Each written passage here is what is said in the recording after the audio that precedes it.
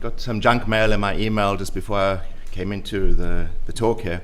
And it's from one of these email art world organizations that send out crap. And the headline is, "Political art is outed force at Frieze. The question is, does anybody actually buy it?"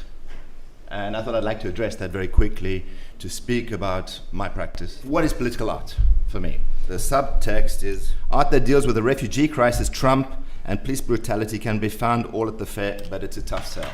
Now, what arrogance do artists have thinking that announcing who they vote for makes them better than anybody else? What arrogance. They know better than the colonial missionaries who went to Africa to say, my religion is better than your religion. And if you don't vote for who I vote for, you are bad or you are evil. No, bullshit. That's not political art.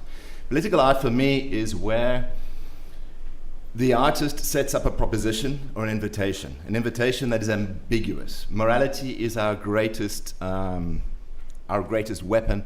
Perhaps, I mean, in the paper before, Francesca said that artists deal with the question of death and infinity. I don't agree with that statement. I think it's more complex than that. I think it's the unimaginable that artists deal with. The limits of experience, the limits of language, the limits of what you can do, describe, be, or embody.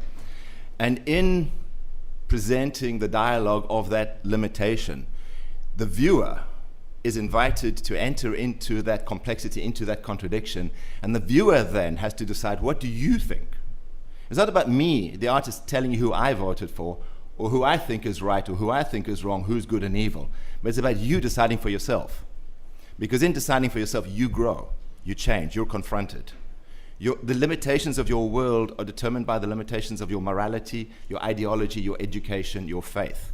And those limitations are only revealed to you through the mirror when the artist is able to ask you, to invite you to consider your limitations. It's in my manifesto that is in the beautiful catalog newspaper.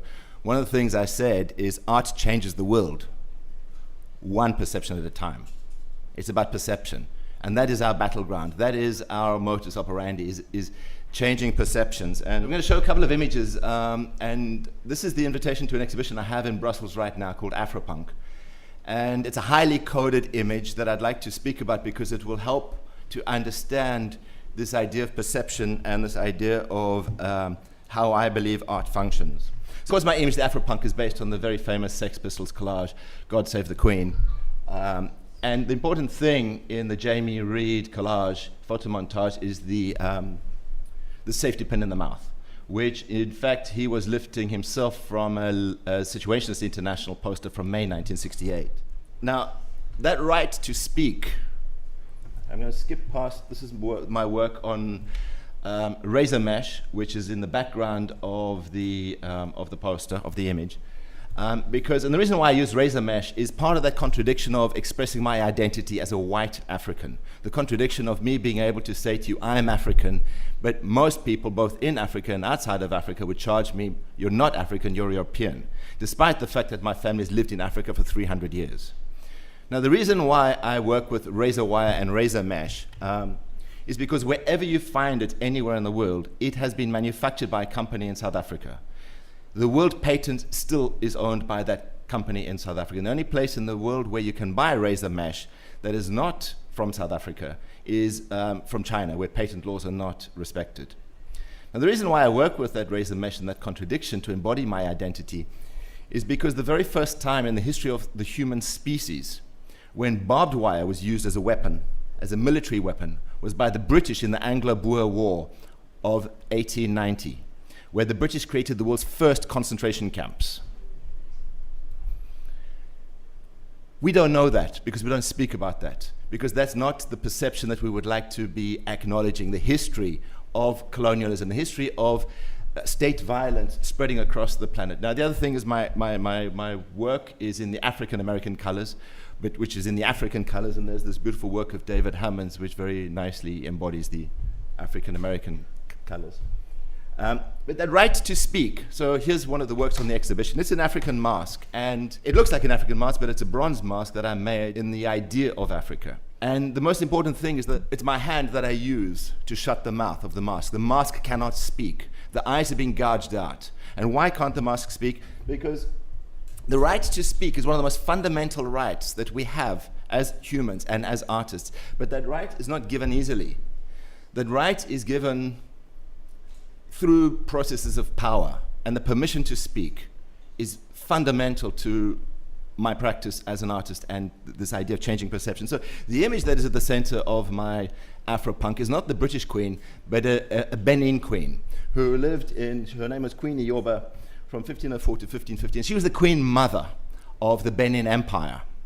And you'll notice that her face was scarred because her parents didn't want her to end up in the royal palace because they thought if they made her ugly, then she might not be made queen, because if she was made queen and eventually queen mother, she would have to rule with violence. She would have to rule a kingdom with the tyranny of the sword or whatever weapons.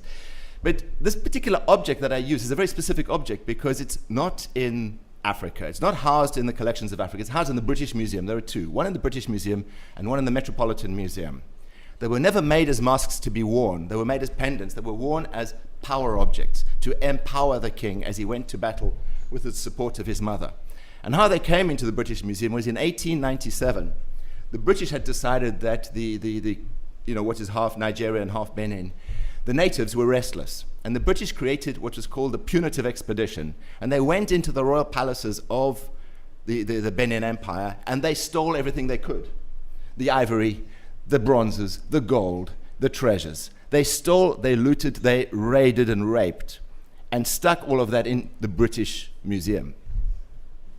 Punk, Afro-punk. What is punk? Punk is coming from the word spunk, which means sperm, which means energy, which is about life force. One of the reasons why African art is so important for me is because African art embodies a spirit and an energy. It was never made to be shoved in a vitrine in the British Museum or in any museum. It was made to be lived and performed and danced. Art was part of and is part of the daily life in Africa.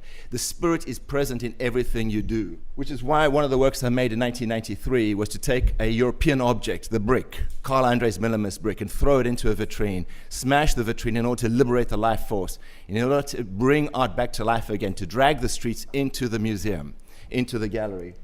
So, very quickly, why do I still make art in the gallery system?